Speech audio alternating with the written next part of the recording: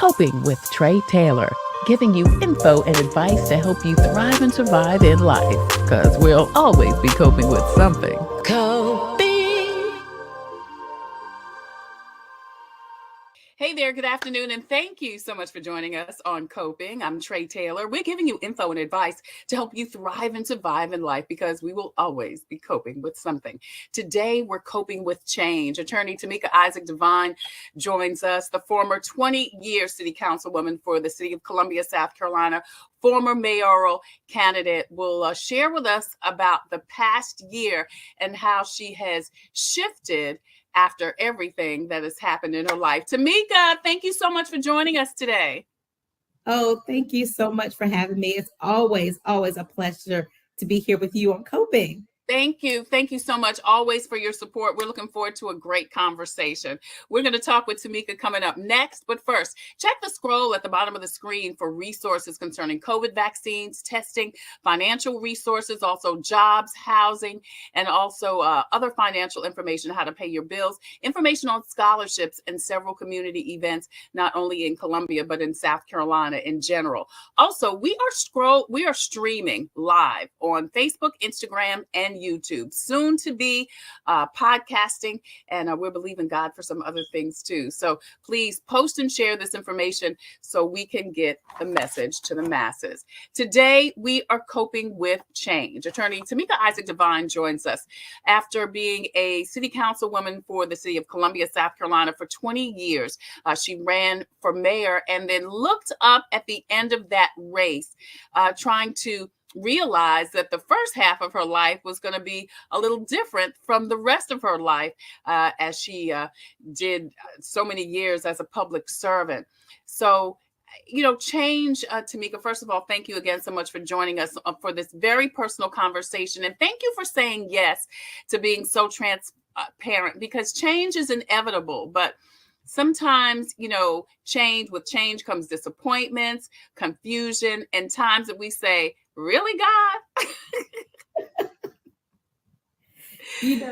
And people say that, that there's a saying that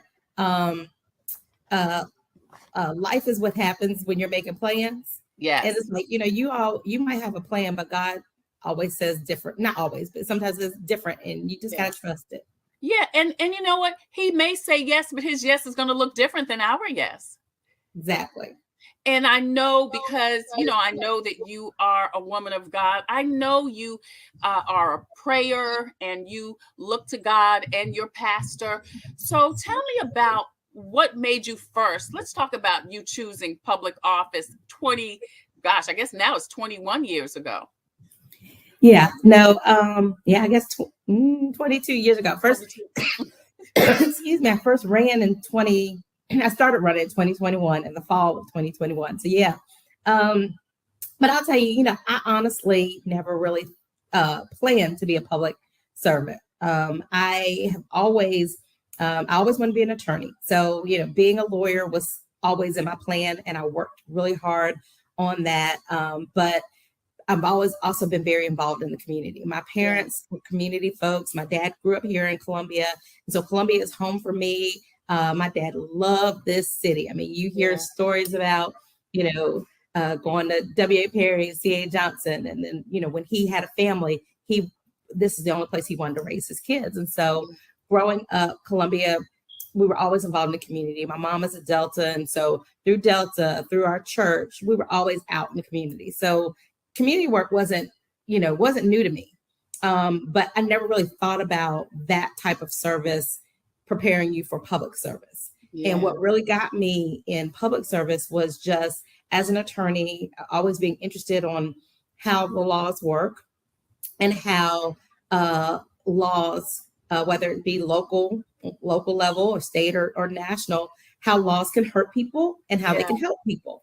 And I've always been very interested in how the government is supposed to work for us. And so as an attorney, when I saw things in our community that were not happening the way I felt they should, or the way I felt needed to happen to empower everyone in our community, instead of sitting back and criticizing or complaining or feeling hopeless or frustrated, I felt that I needed to run for office to be part of that solution. And so I chose to run for city council. And the reason I chose city council again was because local government, particularly the city of Columbia, is so much a part of who I am. Yeah. And so I chose And to this run. was pre-married, pre-kids. It's pre-married, pre-kids. Yes, it was. And that's why it was a little bit easier back then too, because I didn't have the other responsibilities I have now. But I chose to run for office, and I ran for the at-large council seat, and honestly didn't expect to serve for 20 years. But again, public services is where I am, and I saw the way having good government officials can help work to make the lives of people better. So that's why I did it, and that's why I stayed so long. Yeah. Was mayor for you a natural progression? Yeah, absolutely. But it's funny because, and some people watching may remember this, you may remember this, but so I first ran in won in 2002. I served 8 years with Mayor Bob Coble. And then in 2010, Mayor Steve Benjamin, who at the time, was a very good friend. He was in my wedding. I was in his wedding. Right. He's godparents to my children. I'm godparents to his children. So our families were really, really close. And be honest, he came to me and he said, I know that, you have thought about running for mayor, but I would like to run for mayor. And I just wanted to talk to you about that. And, at the time, I had thought about it just because people had mentioned it to me. Yeah. But I also really loved what I was doing as an at-large council person, and quite honestly, didn't see a vast difference between council and mayor. Because our city has what we call a council manager form of government, which means that every person, including the mayor, has the same vote.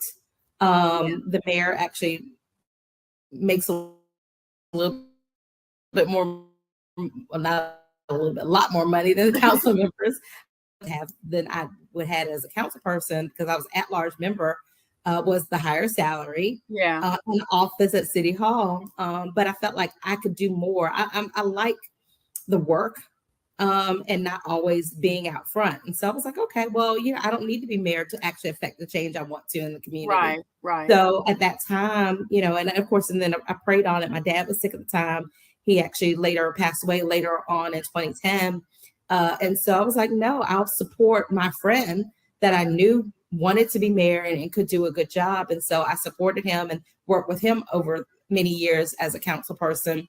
But I also saw how, as mayor, he was able to really elevate the mayor's position here in the city of Columbia.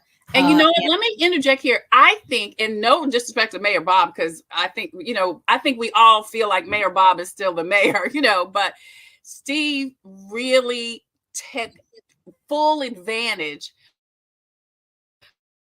of that mayor position. Personally, projects, I saw how the mayor's office was different than council. As a council member, you have one vote, but you are not the leader of the organization. Right. You are not the person that people call, unless it's a personal connection you have. You're not the person people call or take your call when you want to recruit an Apple store or something else. Yeah. So I saw that, how he elevated and showed the way you could work within our form of government, but as mayor, do other things. And so, so when he told me he was planning not to run for re-election, I prayed on it. I always go to God first and talk with my husband, and felt like, I had been very effective as a 20-year council person, but again, didn't expect to serve on council for 20 years. I didn't feel like I just needed to stay on council. I felt like God was opening a door for me to look at how I could better serve my community in a similar and important role, but one that I felt I could do more in leading the city into the next era. And so that's why I ran for mayor. And I have no regrets from my campaign. And I also don't necessarily think that that door is completely closed for me in the future. It just was not God's will at that time. Right, right. It's so interesting because and we said at the beginning of this interview, God may say yes. And I believe you felt like God said yes, but his timing is not our timing. Maybe it wasn't a straight road to yes. Maybe you had to veer off and go some places and do some different things so that your yes could be more effective. Attorney Tameika Isaac Devine joins us. We're having a open, honest, heart-to-heart conversation about her 20 plus years of serving on city council in Columbia, South Carolina, her run for mayor, and what has happened since then. Tell me about some of the challenges that and maybe even disappointments that you experienced while you were running.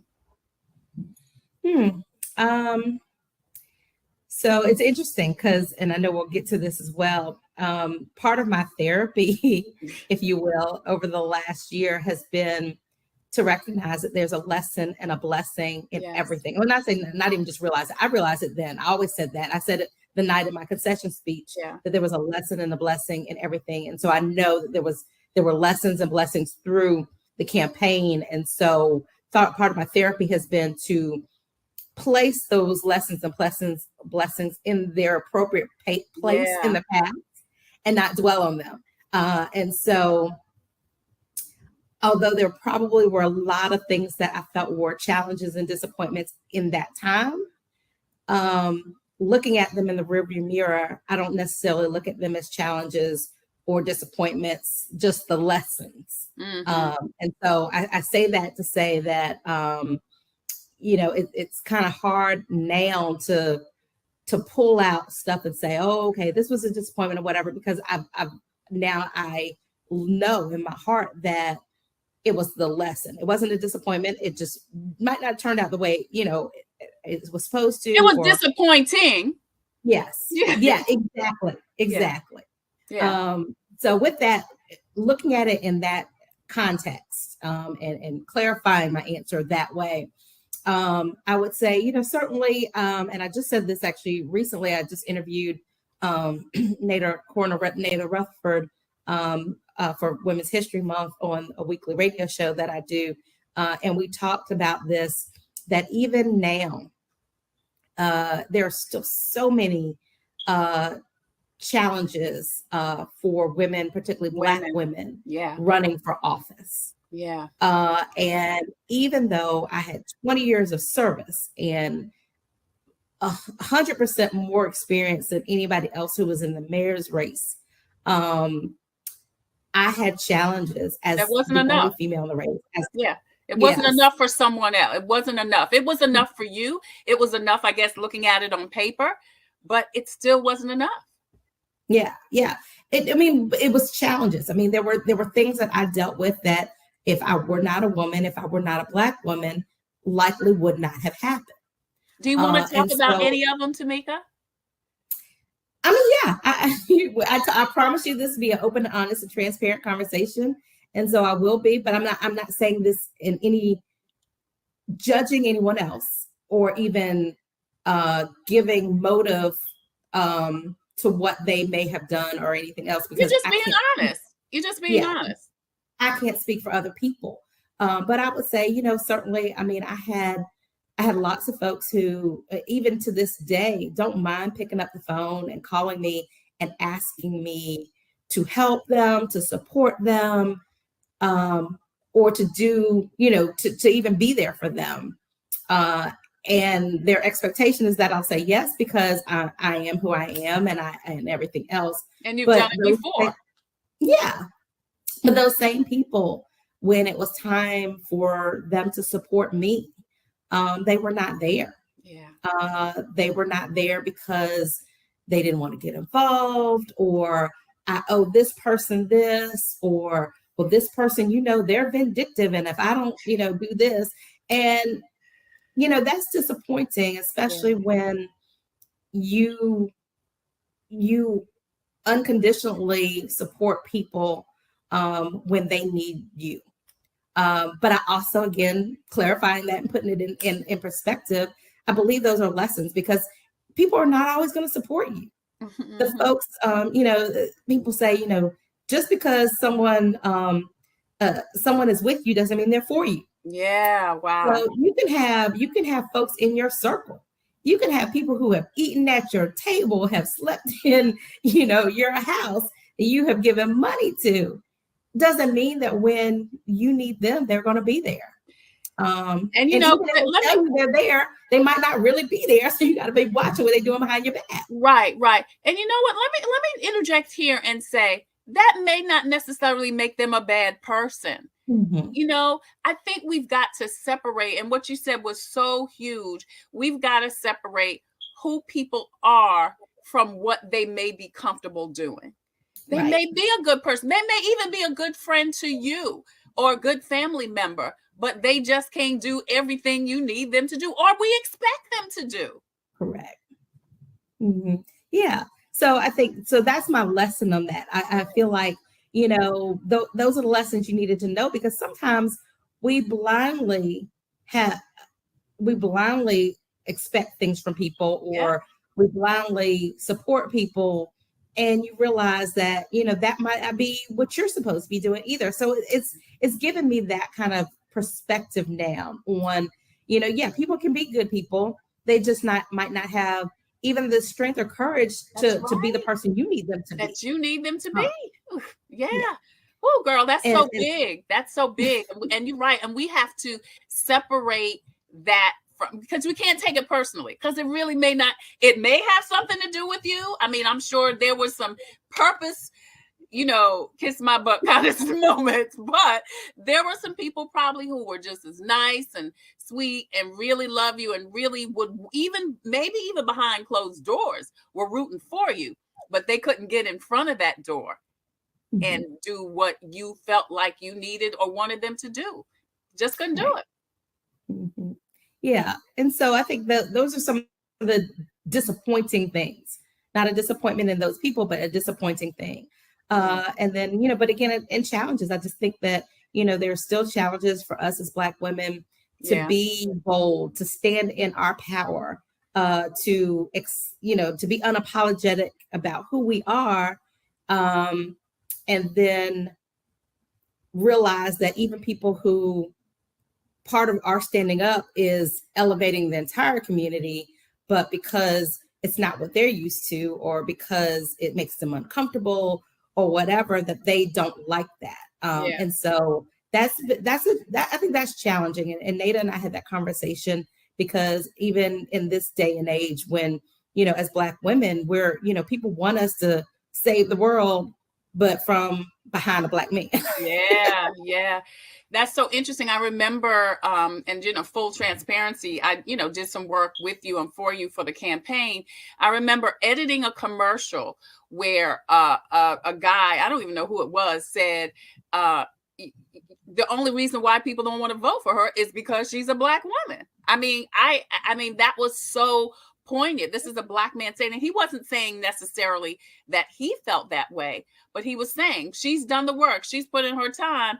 Y'all just don't want to vote for her because she's a Black woman or she's a woman. And that was just like, wow, really? Because as you said, you look at the power of Black women in our families, in our communities, in our churches. So the leadership qualities are definitely there, but we are the least represented in public office. Absolutely. And in corporate America, for that matter. Yep. Yeah, Tameika Isaac Devine joins us. She is an attorney in Columbia, South Carolina, longtime elected public official. Recently, has it been 2 years now, ran for mayor of the city of Columbia, South Carolina. And I don't want to say unsuccessfully, because although she did not win that position, life has certainly been quite successful post election. I want to talk about after the election, Tameika. I mean, you had already had a full life. You're a wife, you're an attorney, you're a mom of 3.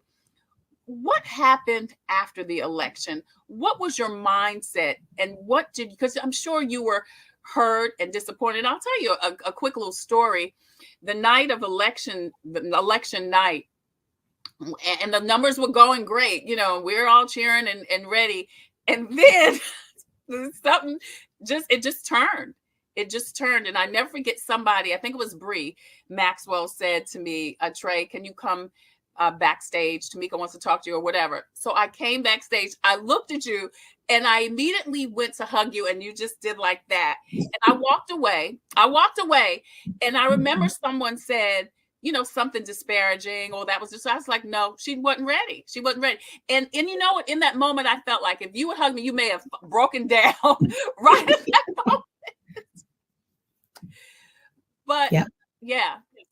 So I want to find out from you, how did you shift your mindset? Because sometimes disappointments can put us in a place where we just can't move on for a long time.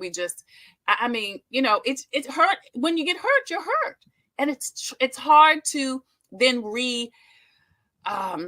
revamp and just to get yourself back together and back on track. So for so many people who have been there, done that, and still trying to get it done, how were you able to do that, Tameika? Yeah. So yeah, you're right. I mean, and it was like, if people hug me, I'm going to break down and just cry. And it was so funny because even when I did my concession speech, I was well, and then I cried a little bit, and then, I was like, let me end this. Yeah. And then we immediately went to the bathroom, and I literally cried for probably 10 minutes. I mean, straight, like, boohoo, the ugly cry. Yeah, you had to get it out. That's toxic. Tears is toxic. Yeah. You had to get it out. It is. And so, but yes, so immediately, immediately from that, after that 10-minute cry, I was okay. And I went out, met with my team, thanked my team. We took pictures, did an interview, that kind of stuff. And then we were staying at the hotel, went to the hotel. And I took that next day off, and literally I prayed. I mean, a lot of your viewers may know this, some may not, because I know you have an international following. So people who don't know me probably don't know this part of my story. But in 2014, I lost a child, and I remember when we lost James Henry. I mean, for months. I mean, I literally went into depression. But for months, I would stay in the bed, and all I would do is listen to gospel music. And I remember through that, I text Jamal Bates from the radio show.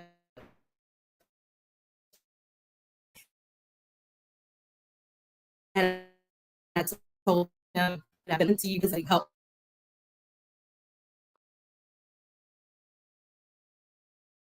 for me. Oh, that was so nice. Of a lot of those songs that helped me through that time. So fast forward to 2021, when we lost that election, that next day, I took the kids to school, and then my husband did some errands, and I stayed home, and I put that CD on, and I just prayed, and I said, God, I know that there is a lesson in this, and I know that there's more out there. You are directing me. Please, reveal what that is. And so all I did really that first day was pray and meditate and everything else. And then the next day, that Thursday, was Vista Lights, which I always went to. And I was determined. I'm like, look, people are not going to see me disappear. They're not going to feel like, they have broken me. I didn't win this race, but I'm not broken. Right. And so I'm going out. And I'm still a member of this community. Yeah. Exactly. And so I went out that Thursday, and I remember several people commented like, "Oh my gosh, I can't believe you're out." I'm like, "Yes, I'm here." Right. I didn't have a car accident. I'm okay. I didn't die. And so that was that immediate week. And then the next couple of weeks were just, woosah, like just get past this. And then in January, I declared 2022 as my year of intention. And so I started off by making a list of things that I felt were ways that I could learn more about myself and who I was, living with intention. Because as you mentioned, I mean, 20 years, I mean, I was the first elected at 29. Yeah. You know, I was turning 50 in 2022. So 20 years is almost half of my life. Yeah. All of my adult life. Life. Yeah. And so I felt like I needed to know who Tameika was without being councilwoman. And I needed to really take some time to meditate and pray on what that next session and season of my life looked like. So last year was my year of intention. I went skydiving. I went swimming with the dolphins. I spent a lot more time in my morning routine of getting up with prayer and meditation. I was intentional about developing relationships or reconnecting relationships that may have just drifted because I was doing something else and other people had lives as well. And so I was very intentional about just being me and seeing where God wanted me. So I had an amazing year and culminated it by turning 50 last year and really deciding that the next phase of my life, whatever it is, that the biggest thing is that I needed to recognize that change is part of that.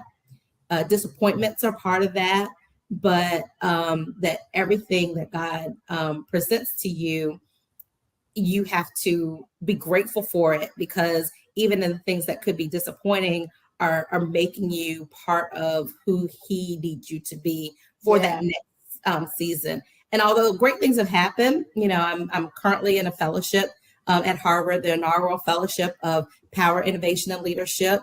This is the first time Harvard has done a fellowship exclusively for Black women in leadership. And so this has been an extraordinary opportunity to meet Black women who are leading in corporate and public service and social action and doing those things. I'm working as political action committee chair for the NAACP, trying to make sure that I use my experience as an elected official to help empower our community to understand not just about voting, but how do we advocate and make sure that laws and people who are empowered to make those laws, whether they look like us or don't, are doing their jobs. I've spent more time with my family. And so that's all what I've been doing. But I also realized that, what my next is probably is not even here yet, but all these things God is things. And so that's what that year of intention has been about. And so now this year is my year of abundance. I'm gratefully in expectation of the abundance that God has given me. And abundance is not just financial. It means, abundance of love, abundance of time, abundance of peace, because so often we don't even have peace in what we're doing. And so I can actually say that every single day I am looking around and just saying, thank you, God, because I'm grateful of all the experiences that He's given me and all the relationships. And so that's been my way of dealing with the change and embracing it and just being open to where that change may look like in God's plan, knowing that may not have been my plan, but His plan is always more amazing and abundant than we could ever expect. Absolutely. Yeah. Oprah has a quote. You were saying it and I remembered it. God can dream a bigger dream for you than you could ever dream for yourself. And I've always, remembered that and kept that with me during times when, as you say, we question, what God is doing in our lives. We've got to realize, listen, Julius, my 7-year-old, he just said to me the other day, we were talking about the resurrection and, he was asking me, why would God sacrifice His son? And he said, you know what, Tutu? He said, that's not something I would do. He said, but I'm not God. He said, that's not what I would do, but I'm not God. I said, you're right, honey. And we can't, the word says His ways are not our ways. Our thoughts are not our thoughts. So how you cope with it. One thing you would say is kind of getting more spiritually connected. Would that be one of the ways that you've coped with this change in your life?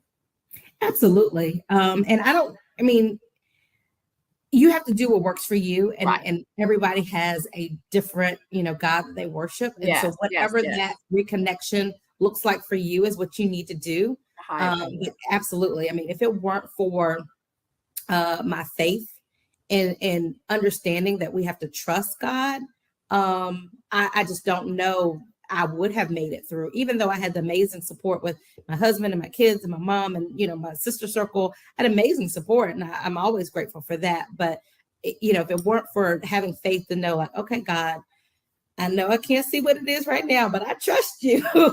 And when you tell me and reveal what it is, I'm ready. I'm gonna be ready. That has helped a lot. And it's helped me to actually even be open to jumping out of a plane and stuff like Right. that.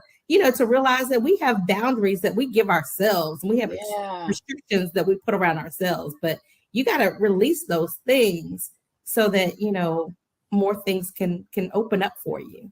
Can you give me one or two more ways that you have coped with the change, so someone else could maybe, take from how you transitioned, and maybe some things they could do in their life? One was spirituality. What else? Mhm. Another is, I think, just recognizing. So I mentioned, I was councilwoman for 20 years. And it's hard when you're in something so long to see how you are without that. Yeah, yeah. And so whether that change is, no longer in a position, it could mean a divorce, it could mean a death of a loved one. Right. We go through those things, and sometimes we tie our identity to Yes, these other things. yes. And so part of my coping was recognizing that not having that title, not having that position didn't change who I Yes, was. yes, yes. And that wasn't part of my identity. It was just a position I held. And so for me, and part of this fellowship has been amazing, because part of it is, I said, it's called Power, Innovation, and Leadership. And we talk about sources of power and where people derive their sources of power, and how power is very misunderstood, in that people think that power comes with position or money or title or that kind of thing. But power really comes from your ability to affect change. Yeah. And so what I realized is, as a councilwoman, I had an ability to affect change through legislative processes and providing resources. As an attorney, I'm able to affect change by empowering my clients to deal with whatever legal situation they have, and do things there. As a community advocate, and particularly as a Black woman, my power comes from within, and my ability to help support other people and to bring information to a situation and work together with folks. So I've actually realized that I am who I am, regardless of these other external things. And so I think that's one thing, is a tip for folks, is recognizing who you are, and of course whose you are, and that no change in your circumstance, whether that is losing a job, losing a loved one, a divorce, or an illness, those are things that don't change who you are. Mhm. You just may have to adjust how you deal with certain situations. Yeah, and how you do what you do, because I would even say that council really kind of held your hands back to some things that you are now able to do that you couldn't do had you been mayor, or had you still been on council, would you say? Mhm. Absolutely. Yeah. We talk about that at Harvard. And I've done more with my sorority, Delta Sigma Theta. And we were at Delta Days at the nation's capital. And we were talking about advocacy. And I told somebody, I said, you know what? As mayor, there are some of these things that I couldn't be out there saying. Right. But now, I can say it unapologetically and not feel, be tied by that. So yeah, absolutely. I mean, and again, you said that best. It's God always has a plan, and it may not be a straight shot to that, or it may not make sense to us at the time. And I realized that, although I truly wanted to be mayor, and again, know that if it's God's will, it will happen in the time that He believes it should happen, or any other position. But I also know that I've been able to say, okay, Tameika, this issue is important to you. You no longer have, the city PR department to help you bring attention on this, or you no Yeah. longer have the city budget to help you do this program. But how do you do that without those things? And so I've Right. been doing that. I didn't Right. even mention I started a nonprofit, and we're taking baby steps right now because I'm making sure that we're very thoughtful in what we do in the community. But my nonprofit has been, out there working with young people and doing some things. And those are some things that I was doing. All I had to do is say, hey, I want to do this. And the check was written and the organization was done and all that because I had the city. I'm actually like, how do I still do those things without, like you said, those hand holding? Yeah. And, the folks who are doing work in our community, they don't always have that. And so how do you get that done? And so it's actually given me more ability to do those things and depend on me and myself and my own resources to do those things. So that's been empowering as well. Yeah. I want you to give us one more way you've coped. And I kind of want to ask you if you can talk about one thing in particular that we've talked about before, which is connections and people and making impactful and meaningful relationships. Because wouldn't you say that's been another way you've been able to cope through the relationships that you've had to make? Yeah, absolutely. So when I first started my year of intention, and people would say, well, what does that mean? Is that just a hashtag? No, it was how I plan to live this next phase of my life with intention, intentional about what I do and how I do it, intentional on how I spend my time and who I spend my time with. Yeah. Yeah. And I realized that in order to get us through anything, we have to have real authentic connections with people. We live in a society that, it's all about social media and texting, and, we really don't have relationships like we used to. Yeah. And so I felt like it was really important that I was very intentional on these relationships as well, not only to help me whatever with what God has next, but also to help ground me and keep me centered around who I am. And so I've been very intentional. I have a best friend. We've been best friends for 40 years.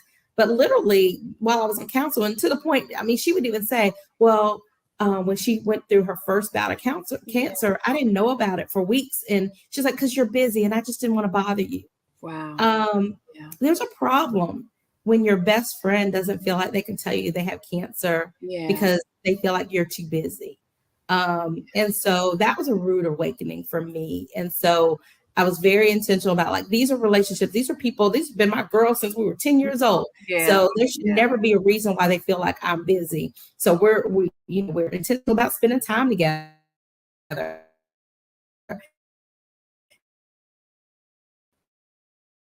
Just like I mentioned with you, I mean, there are folks, we're all busy, but sometimes we're too busy. And so like, how do we have those intentional connections with people that help ground you, but can also help you see intentional, and that's continuing. So although that was my year of intention, I'm continuing. This was the new way, and so I'm intentional there with my fellowship with Harvard. These have been amazing women that I've only known for 3 months, but we text, we have a group chat, and we're on there, and we're talking all the time, and we're supporting each other in what we're doing. And those intentional connections have helped me meet other people that will likely be folks that when I do my next are helping me there. So I think it's very important that we're intentional on making authentic, and I want to stress that, authentic connections, because especially with social media, there are so many very very I don't want to say advice, I don't know what word to use, but very superficial connections that you might feel are authentic, but they're really not, because you're not really connecting with people outside of what they're posting on social media. And so I am very intentional about having authentic connections with people that are like-minded people, and that who understand the importance of faith, the importance of family, the importance of community connections and involvement. And so that's been part of me, and that actually helps me more. I even with people than the people that I might be helping, because it helps me stay grounded, but it also helps me realize that, when I am having a challenge about a particular issue, that these authentic connections can help me think through that.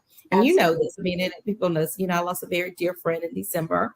I miss him every day. But one of the things that he always talked about was, Vince Ford. We'll just say Vince Ford. Vince Ford. One of the things he would always talk about is, when you go home and the lights are off, and and you don't have that title, and you don't have that position, and you don't have that money, wake up and see who's there. Yeah. And those are the folks that are going to have your back. And I think that's what's happened to me, that the authentic connections I have been there regardless of me no longer being a councilwoman. And that's been eye-opening as well. It's like, who's here? Who's really here now? Yeah. And I think that helps you for that next. Yeah.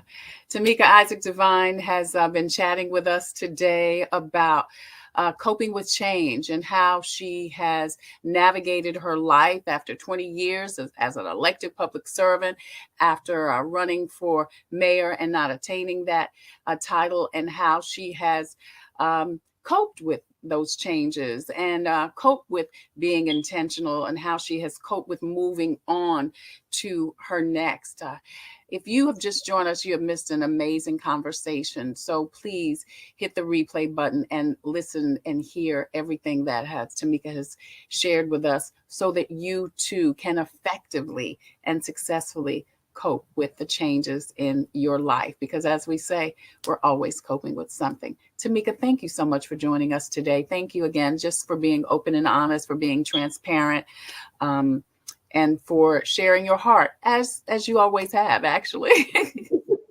Well, thank you so much for inviting me and letting me share. And thank you for what you're doing, because I think it is so important that we have these conversations. And I'll just say briefly, because I know we've got to go, but I mentioned to you offline, I have a really good friend that's dealing with depression right now. Yeah. And actually, I know about 4 women, strong women, that are dealing with depression right now at different levels. But this friend has actually realized it's gotten so bad, she's been inpatient. And so she's in inpatient facility.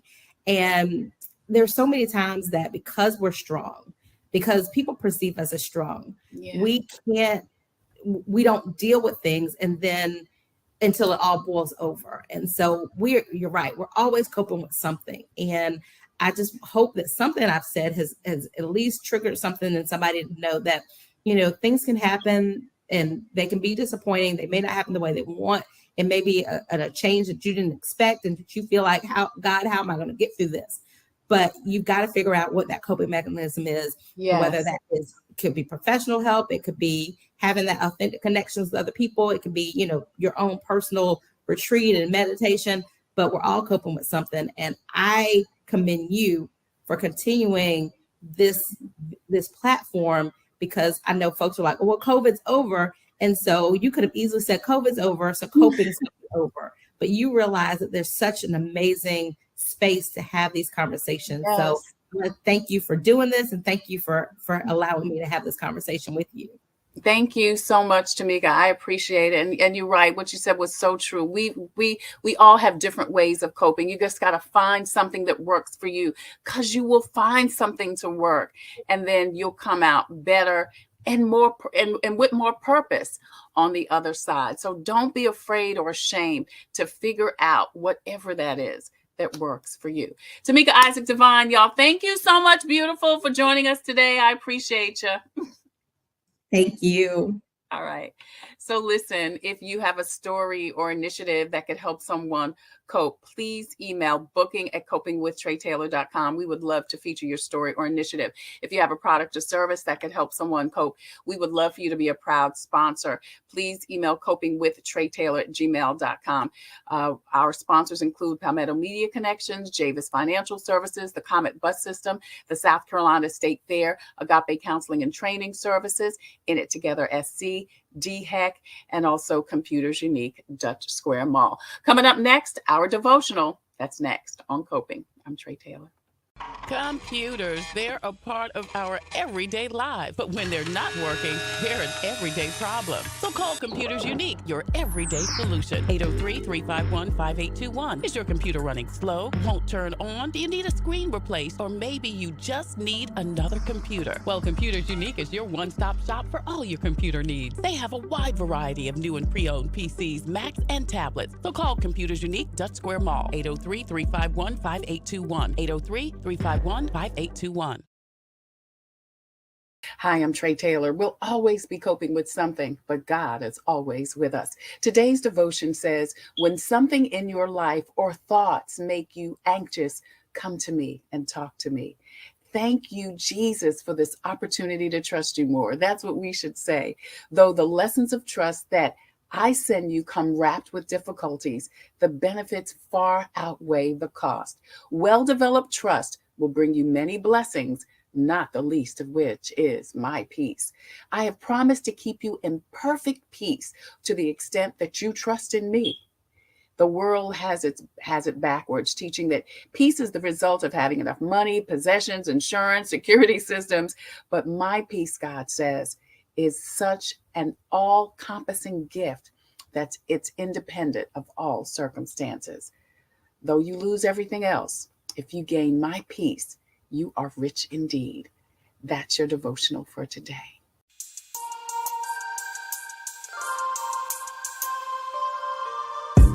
Coping, find peace of mind to survive through whatever. Coping, learning the way that we thrive all together. Coping, finding out what's real. Coping, we can heal, we can heal, we can heal. Coping with stress, coping with strife, bringing hope for success, for improving our life. Coping beyond hoping to do more than survive, ways to live a healthy life. Coping and promoting, learning what you can do, 6 ways to a better you. Coping, find peace of mind to survive